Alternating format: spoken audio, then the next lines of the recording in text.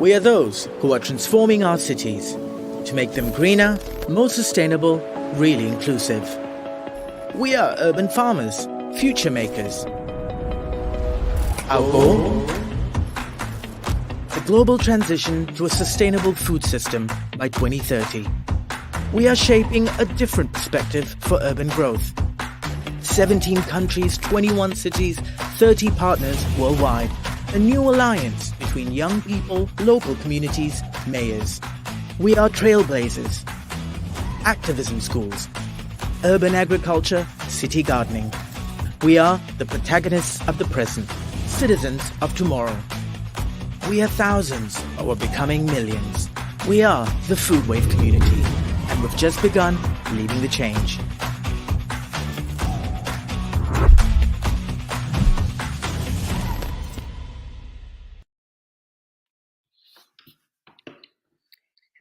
Hi everybody. We are really keen to be here for this amazing opportunity, thanks to the municipality of Milan that invited us to have this online presentation. We are here with Elena Carmagnani, that is the Vice President of BJCEM, and Marco Trulli, that is a curator of the project we are going to explain. I start saying that I'm Federica Candelaresi. I'm the Executive Director of BJCEM, that is an international network made from 47 members coming from 16 European countries, Euro-Mediterranean countries. The municipality of Milan is one of our members, and they invited us to be partner in this project. Food Wave project is co-founded by European Union and promoted by the municipality of Milan, along with 21 different locations, including cities and no-profit organizations.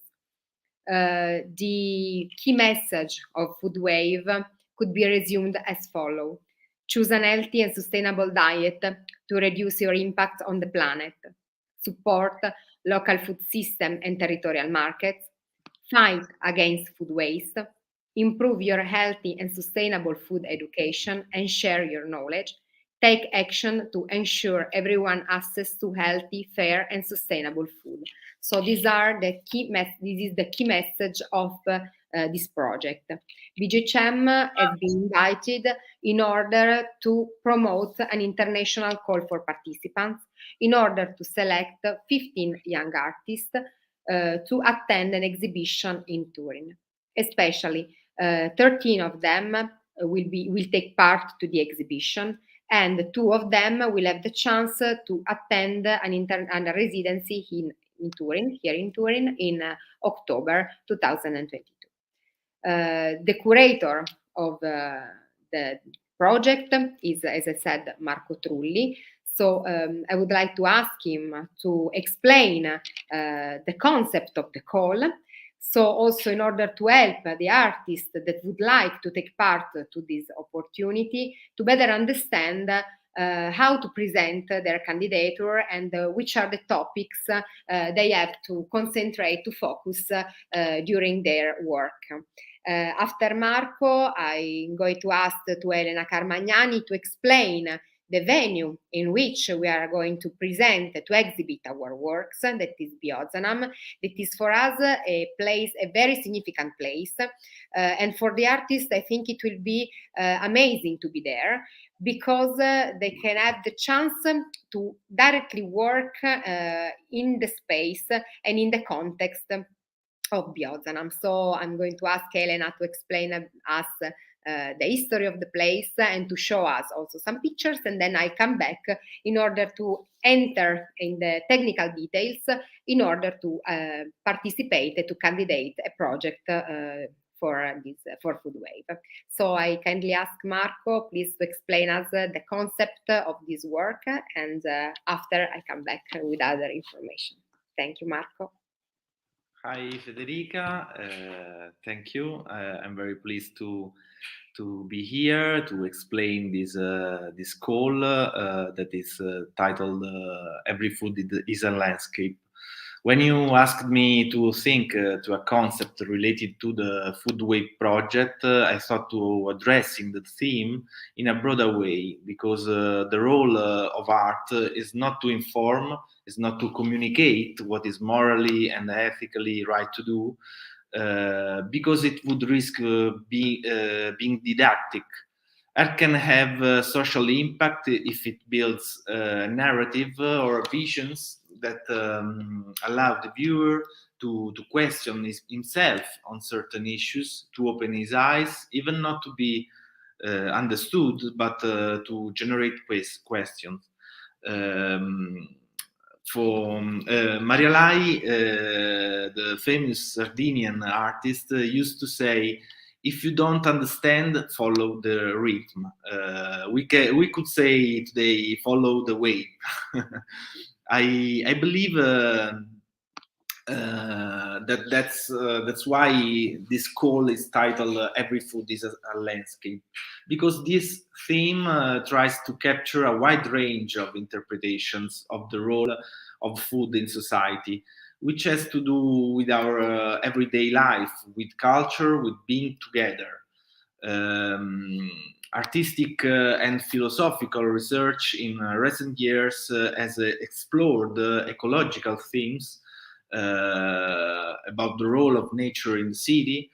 For example, if you think about the book of Gilles Clement, up to the essays of the ecofeminist, Donna Haraway,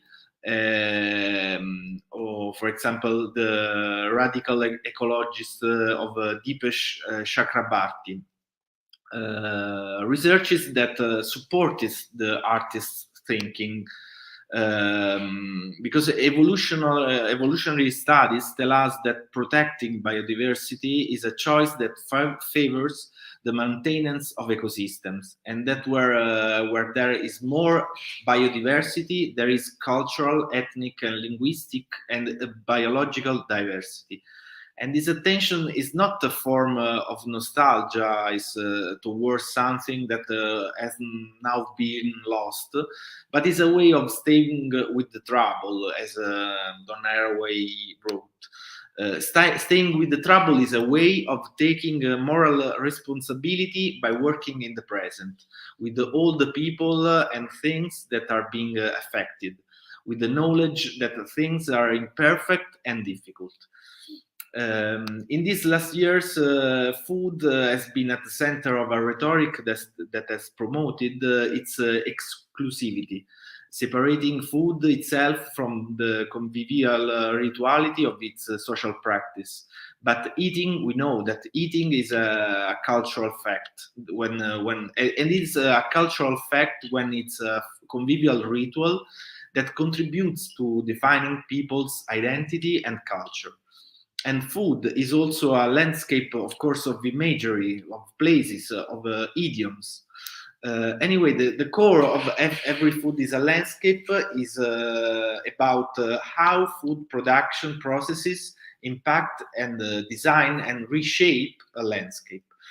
Because every food is a landscape, a territory, a landscape of relationships, of identity. But very often it is a landscape altered by food production, transformed into a monoculture. So how does art interrogate this contradictory landscape?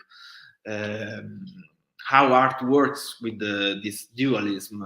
In this sense, of course, we know, thanks to Food Wave Project, that the urban gardens have played an important role in sharing and caring for public space, in critically activating and involving citizens in order to regenerate public and private space and to develop micro production chains.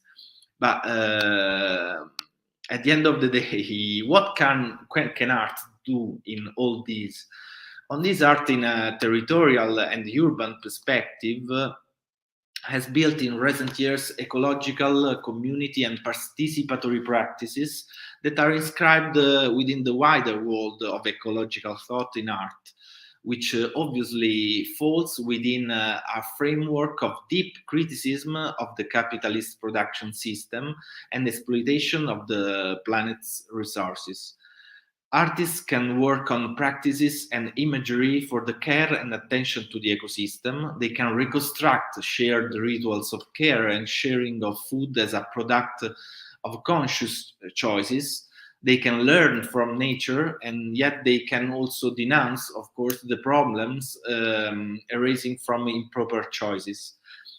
The use of monocultures, the use of pesticides, up to devastating effect, of course, of climate change in terms of transformation of the ecosystem, etc., etc.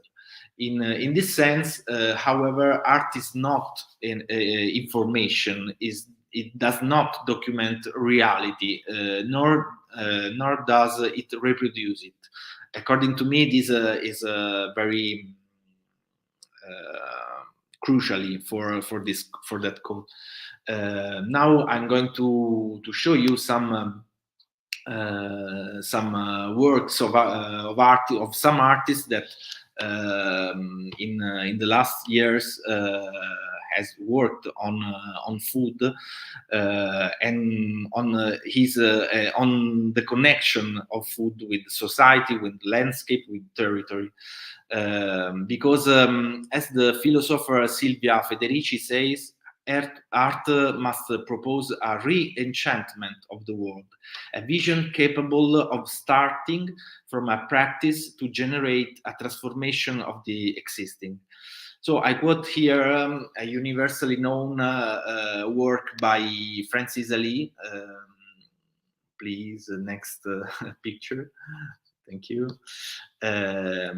Who in 2002, in the suburbs of Lima, convinced the 500 people equipped with a shovel to move a mountain of sand that loomed over the houses. This work is based on the relationship between a maximum effort and minimal result, typical of Francis Ali. But this paradox follows an utopia that makes clear the potential that a community of people can change things if united by passion and courage. Next page. So you see here how the people, the 500s of people, helped Francis Ali in this performance. And now I will show you another work that is very actual in this way, in these work days. I thought to the work of Michael Rakowitz, which in 2007 used food to create a critical dialogue in the United States around the war in Iraq, with this project titled Enemy Kitchen. In this project, Rakowitz invited groups of artists and adults to cook together and share a meal made from the recipes of his Jewish Iraqi mother. Run like a workshop, Rakowitz used the time spent cooking together in the kitchen to talk about contemporary political issues. He did with the intention of opening up a new dialogue around this conflict by using food as a mediating mechanism. And here you can read the works. The work has to be able to surprise me, or I'm not interested. It's like cooking; it changes over the time. The good thing about the Iraqi food is the longer you let it sit, the better it tastes. So food can be a platform for dialogue and the construction of human landscapes, a crossroads of places and culture. Next page.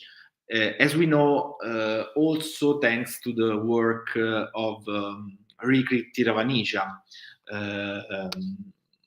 that who in his work has broken down the separation between art and life by setting up his temporary kitchen in a museum and basing his entire aesthetic on the ritual of sharing. But talking food also means dealing with delicate themes regarding social structure and roles. For example, the role of women in society, as we know from the work of Martha Rosler. Let's go to the next page to Andreko, because we have a lot of different projects. Okay, to Andreko. For the call "Every Food is a Landscape," we are looking for artists who have developed through processual forms, workshops, community meetings, conferences, or performances. And here I show you the climate art project of Andreko, an Italian artist. This project is a multidisciplinary project between art, science, and activism that has developed some different parades, workshops, performances, murals, lectures inspired by the latest scientific and social researches on climate change. The project started in Paris in 2015 during the COP21 conference on climate change and the Paris Agreement. The aim of the project is to raise awareness on global warming and to disseminate the nature-based solutions and the best practice for climate change adaptation and mitigation. Here now I will talk about the work of Alessandra Ferrini, Radio Ghetto Relais. Next page. Oh no, previous. Sorry. Okay. The video of Alessandra Ferrini, Radio Ghetto Relais, in which the artists tell us the story of Radio Ghetto. That is a project of participated communication, a radio that was born to give a voice to the dwellers of the Grand Ghetto in Rignano, near Foggia. The ghetto is a shanty town that, until its closure, housed up to 2,000 migrants, mostly coming from West Africa. It was one of many slums in the Italian countryside, as agriculture steadily relies on the exploitation of forced labor. Through the radio broadcasts, the harvesters at the Grand Ghetto are able to share their experiences and talk about their inhuman living conditions in order to expose their struggles. Building on their desire not to be photographed or filmed, the video avoids a mimetic visual representation in order to concentrate on the radio recordings. Thus, it combines test and Google Art and Street View images, and highlight the radio's power to cross border and connect the center to the periphery, while also looking for traces of the migrants in the rural landscape of southern Italy. But let's go now to the image that we used for the visual communication of the call. That is an image of Biomega Multiverso, that is a project of Cosimo Veneziano, who has investigated the use of biotechnology in the agro-food sector to reflect on the purchasing procedures of consumers, the object of the study of neuromarketing. Starting from these investigations, Veneziano has created Biomega Multiverso, that is an installation, next page, composed of silkscreen prints and embroideries on fabric. The entire work reflects on visual perception, with the aim of inducing the visitor to question himself on how much it can influence his daily choices of user and consumer, and its current application in the field of neuroscience. These are some cases about the relation between art and food that explicate which are the chance to explore the theme from different point of views. The call is aimed at selecting artists working in the field of visual arts and who have investigated these issues, as we saw at the territorial level through relational projects, community, or environmental activism. For that reason, we are interested in selecting artists who, through any language, have investigated or want to investigate this topic, either through a work or, for example, through the documentation of a participatory work carried out elsewhere.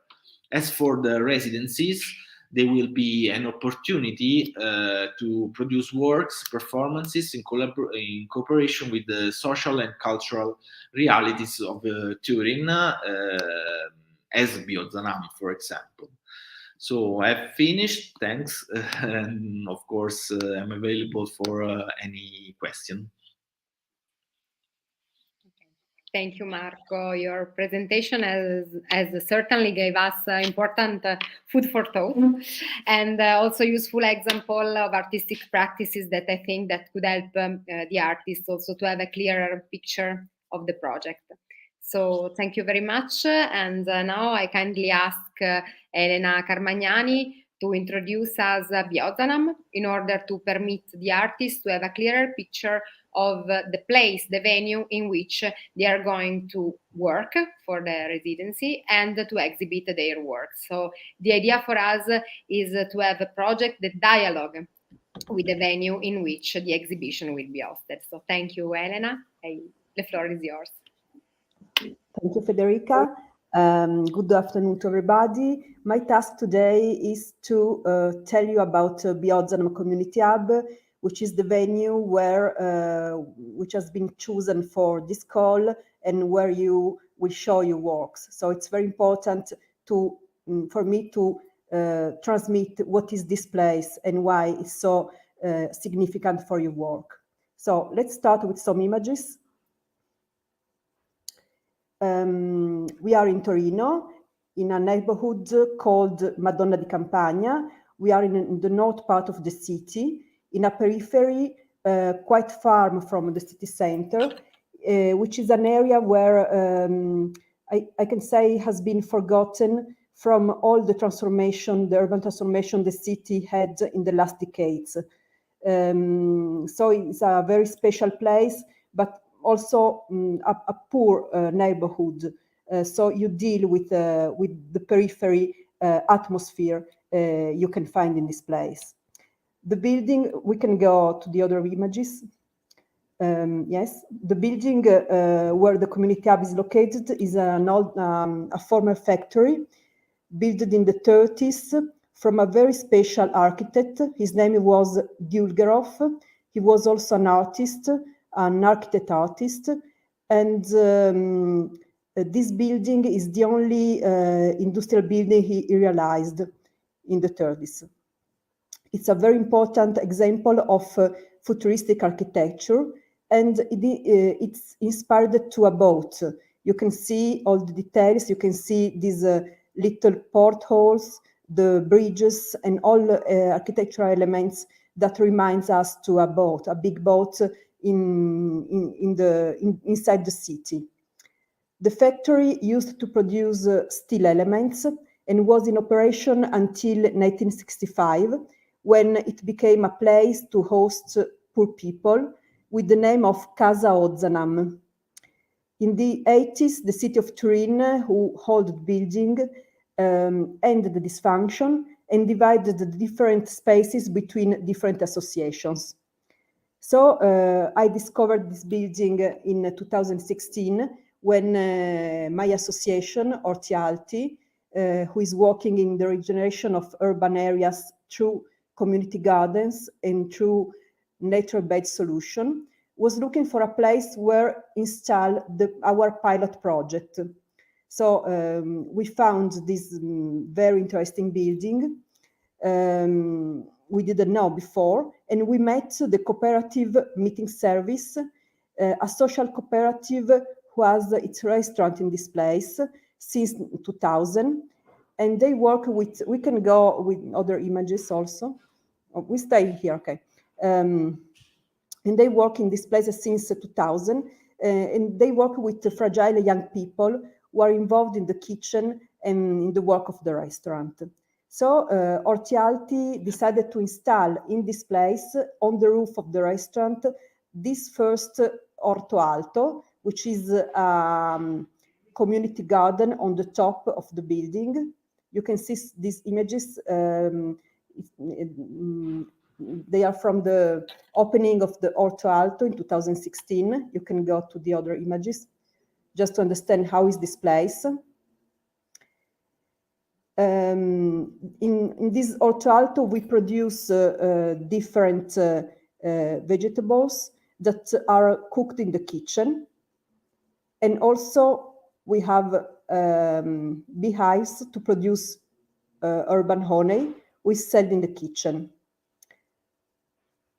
This project has been like a lighthouse for the building, because immediately after the Orto Alto, the city decided to refurbish another big part of this building, and they did this project in the frame of a European project called Co-City. Co-City fostered the birth of a new community places through the collaboration of association and active citizenship.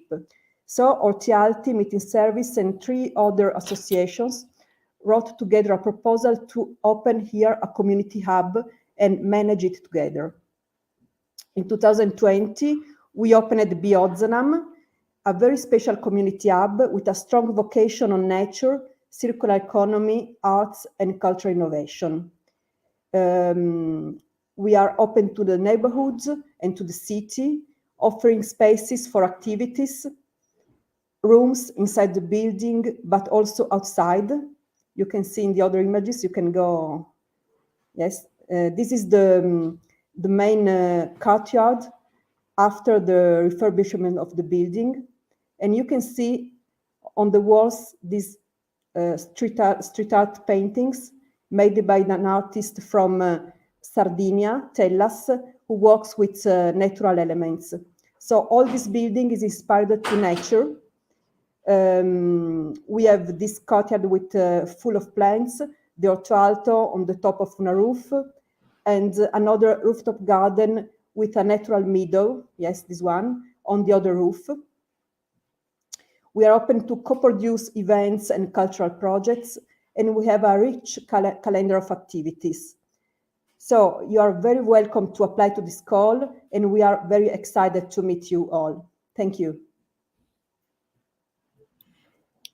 Thank you, Elena. I think that it's an amazing place, and we are really keen to have the chance to collaborate with you. So thank you very much for having accepted our invitation to be part of this project.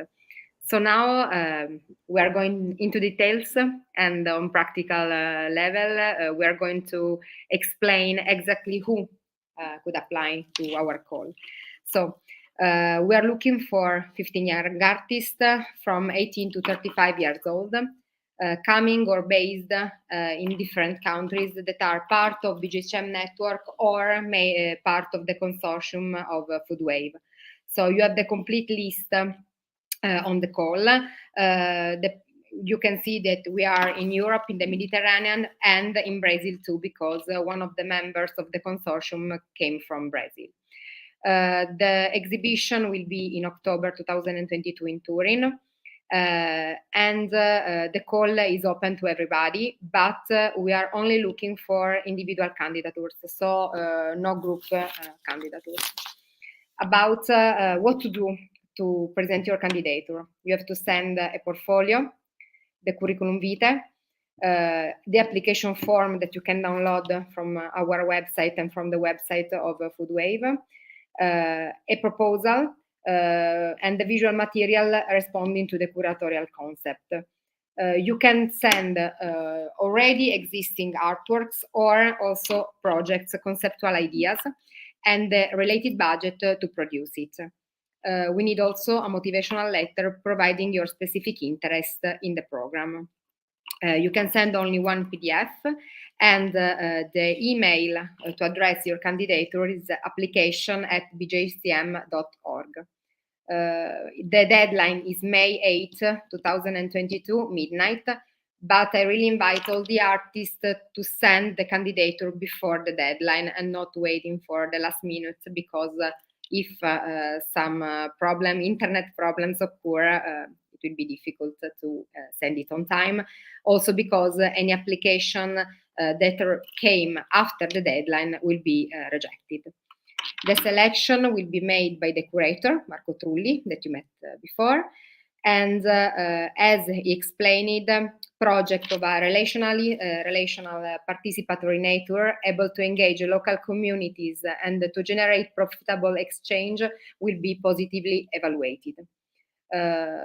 After the deadline, we took 2 weeks in order to select the artist, and the result will be published on our website, www.bjcem.org.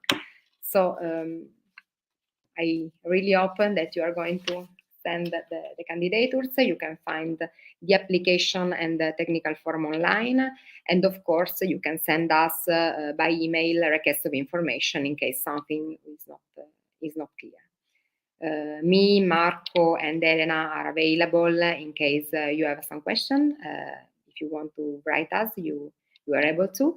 And if not, you can contact also us by phone. You can find at the end of the call our phone numbers. So thank you very much. Thank you, Marco and Elena. We are here just waiting to see if someone would like to ask something, writing directly on Facebook. And if not, I think that Federica, just to say that we will select 13 artists for the exhibition, other two for the residency, and the residency is based on the idea of making some specific works for Turin. Of course, prepared and discussed with the curator, with me before the residency, and also, of course, prepared with the associations that will participate to the project, with BJCEM and other, to make not only an exhibition but an event that could involve the citizens, the association that are interested to the project, to merge also the association that in the territory in the city works more on the issues of food waste, of agriculture, sustainability agriculture, and something else. So this would be an interesting chance to make also a new work for an artist in Turin, where also the artistic scene, the artistic panorama is very interesting, and also the cultural, of course, situation. So that's all. Well, thank you, Marco. I had also 2 other important things. One is that the artists that will be selected for the exhibition are going to receive a fee of 250 euro, and the artists selected for the residency will receive a fee of 350 euro. All the costs will be covered, so board, lodging, and travel, plus the shipment of the works, or in case of new idea, also the production cost decided altogether, of course, will be covered. So Yes. So this is an important information. As period of the exhibition, we are going to have the opening on the 13th of October 2022, and the residency will start more or less on October the 3rd. Of course, we have to decide and define exactly the date, also in accordance with the availability of the selected artists, but the period will be from the 3rd of October until the 13th of October. And at the end, the 13th of October, with the opening of the exhibition, we are going also to organize at BJCEM an international conference, inviting Foodwave partners and international speakers. So for the artists will be also another opportunity of learning and to be engaged in this project. I don't know if Elena, you have something more to add? I just want to say that this call is really is very well linked with the mission of Ortialti with BJCEM. So the artists that will be selected could find in this place a very interesting atmosphere and very interesting people to deal with. So it's an opportunity also to be in contact with these people and to the association working in this very amazing place. So I really invite you to apply to this call, to come to visit. Okay. Thank you very much. I'm just waiting to know if you have some questions. And if not, I think that we can close. Apply, please. Also because Marco has to select, so apply. It's better to have a lot of work to do, no? Of course. From everywhere. We have a lot of countries involved, so I really hope that we're going to receive a lot of candidates. Okay, so I think that considering that we don't have any question, maybe we can stop here our conversation. And of course, we are all available to answer through other medium in following days. Okay, so thank you, Marco, for the presentation. Thank you, Elena, and thank you also to BJCEM for decided to be part of this project. And thank you, of course, of the municipality of Milan for giving us this important opportunity. So thank you, everybody. And we'll be in touch.